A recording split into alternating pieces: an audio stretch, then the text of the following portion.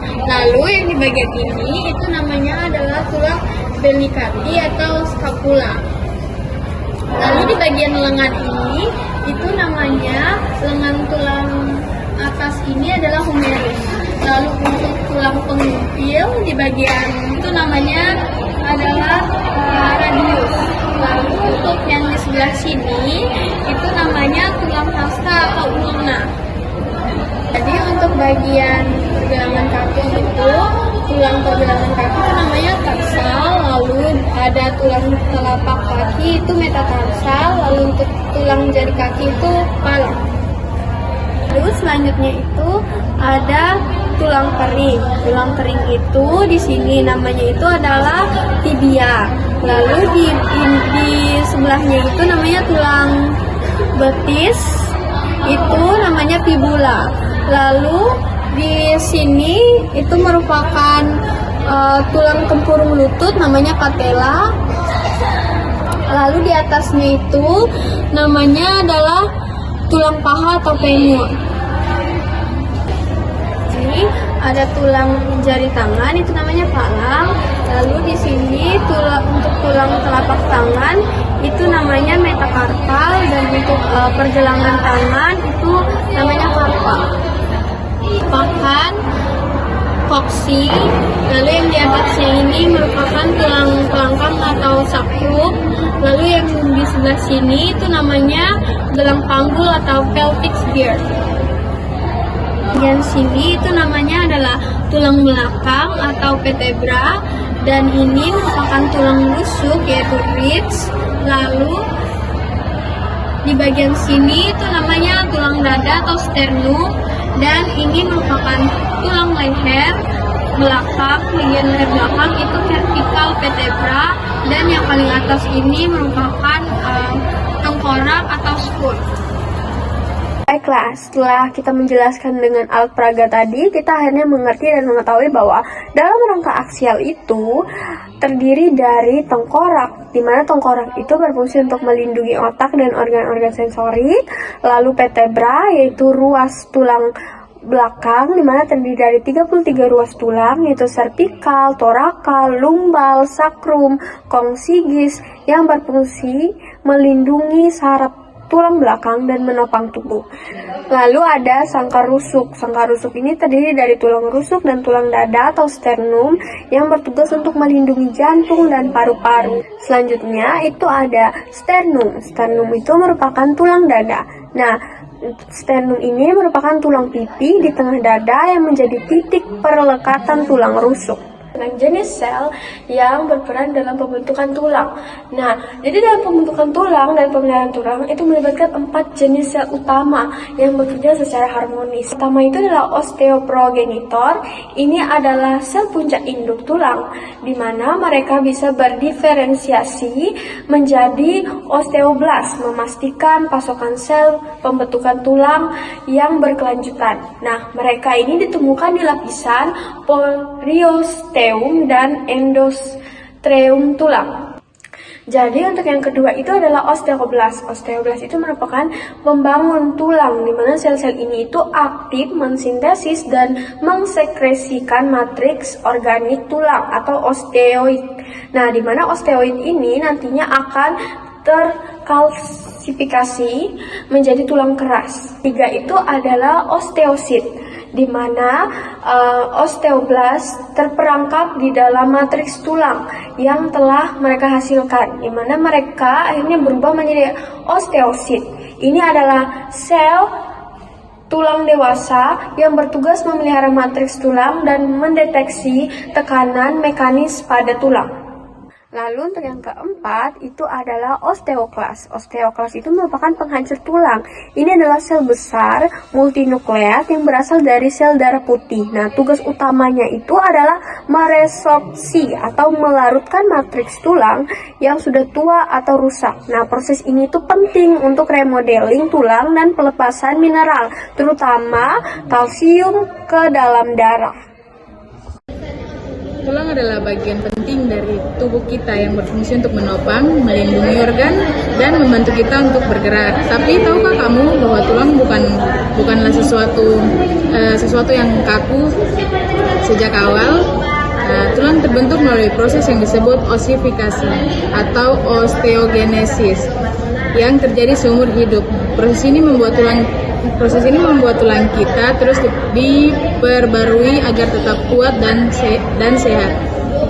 Bagian tulang ini terbentuk ada dua cara utama terbentuknya tulang. Yang pertama yaitu osifikasi intramembranosa, yaitu terjadi langsung di jaringan ikat fibrosa. Nah, contohnya itu tulang tengkorak dan clavicula. Sel mesenkimal berubah menjadi osteoblas lalu menghasilkan osteoid atau matriks tulang awal. Osteoid mengeras karena mineral, lalu osteoblas yang terperangkap berubah menjadi osteosit. Bagian tulang luar dilapisi periosteum. Yang kedua, osifikasi endokondral terjadi pada sebagian besar tulang, terutama tulang panjang. Nah, prosesnya itu awalnya terbentuk model tulang rawan atau hialin oleh kondroblas. Lapisan pelindung atau perikondrium berubah menjadi periosteum. Pusat osifikasi primer muncul di tengah. Sel tulang rawan mati digantikan pembuluh darah dan osteoblas yang membentuk tulang spons. Pusat osifikasi sekunder terbentuk di ujung tulang, dan di antara keduanya ada lempeng epifisis yang membentuk tulang memanjang sampai kita dewasa. Selain menjadi penopang tubuh, tulang juga berperan penting dalam mengatur kadar mineral dalam darah. Peran ini disebut homeostasis mineral, yaitu kemampuan tubuh menjaga kadar kalsium dan fosfat tetap seimbang agar fungsi organ berjalan dengan baik. Homeostasis mineral, itu tulang berfungsi sebagai gudang mineral utama, terutama kalsium dan fosfat. Jika kadar kalsium darah rendah, maka kelenjar paratiroid melepaskan hormon PTH, yaitu paratiroid hormon. PTH merangsang osteoklas untuk membentuk jaringan tulang. Kalsium dilepaskan dari tulang ke dalam darah, maka kadar kalsium darah kembali menjadi normal. Jika kadar kalsium darah tinggi, maka kelenjar tiroid mengeluarkan hormon kalsitonin.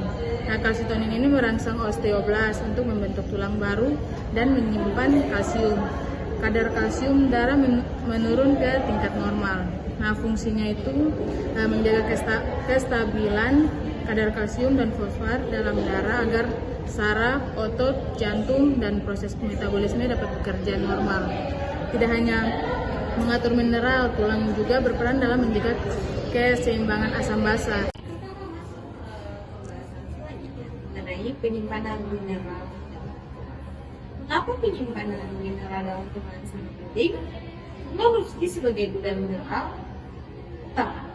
terutama dalam kalsium, fosfor, dan magnesium.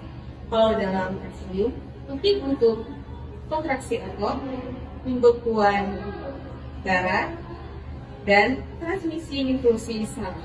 Yang kedua, fosfor berperan dalam pembentukan ATP dan struktur DNA atau RNA dalam. Yang ketiga, magnesium pembentukan kerja enzim yang stabilisasi untuk membran sel. Oke, sini saya akan menjelaskan mengapa bone marrow atau sumsum tulang pada tulang itu sangat penting. Nah, dia di sini berguna untuk ada beberapa kegunaan dari sumsum tulang. Yang pertama adalah produksi sel darah. Sumsum tulang merah adalah tempat utama pembentukan sel darah merah, sel darah putih, dan trombosit yang sangat penting untuk mengangkut oksigen, melawan infeksi, dan pembekuan darah. Nah, yang kedua itu sistem imun. Sel darah putih yang dihasilkan sumsum tulang berperan penting dalam sistem kekebalan tubuh untuk melawan patogen dan menjaga kesehatan. Nah, yang ketiga, penyimpanan lemak. Sumsum tulang kuning berfungsi sebagai cadangan energi dalam bentuk lemak. Yang keempat itu regenerasi dan pembaikan.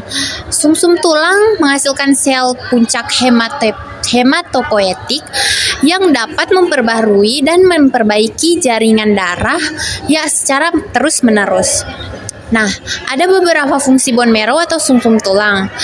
Yang pertama, dia berfungsi untuk produksi sel darah, menghasilkan sel darah merah, berfungsi untuk mengangkut oksigen untuk dialirkan ke seluruh tubuh. Dan ketiga, ada trombosit. Dia untuk membantu pembekuan darah di dalam tubuh. Nah, yang kedua itu ada sistem kekebalan tubuh. Produksi sel darah putih yang penting untuk pertahanan tubuh terhadap penyakit dan infeksi.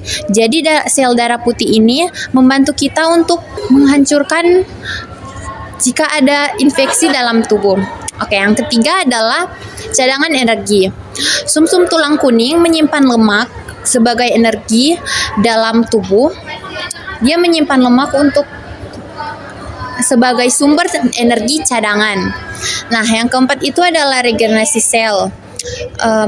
Regenerasi sel ini mengandung sel puncak hematopoietik yang mampu memperbaharui dan menggantikan sel darah yang rusak atau habis. Nah, di sini saya akan menjelaskan apa sih hematopoiesis itu. Hematopoiesis itu adalah proses pembentukan dan perkembangan sel-sel darah baru dari sel puncak hematopoietik yang terdapat di sumsum tulang merah. Proses ini meliputi produksi berbagai jenis sel darah seperti sel darah merah atau eritrosit dan sel darah putih atau leukosit dan trombosit atau platelet. Hematopoiesis ini sangat penting untuk menjaga jumlah dan sel darah yang diperlukan tubuh untuk mengangkut oksigen, melawan infeksi, dan pembekuan darah. Saat lahir, seluruh tulang dipenuhi sumsum tulang merah yang aktif sel darah. Seiring pertumbuhan sumsum tulang merah di tulang anggota badan secara bertahap berubah menjadi sumsum tulang kuning yang berisi lemak dan tidak memproduksi darah. Nah, proses ini dimulai dari tulang anggota badan dan berlanjut ke tulang aksila atau tulang pusat. Konversi selesai sekitar usia 25 tahun, di mana sumsum tulang merah tersisa hanya di tulang aksila untuk produksi sel darah merah. Ya, sekian penjelasan singkat saya tentang sumsum tulang pada tubuh atau bone marrow. Sekian, terima kasih.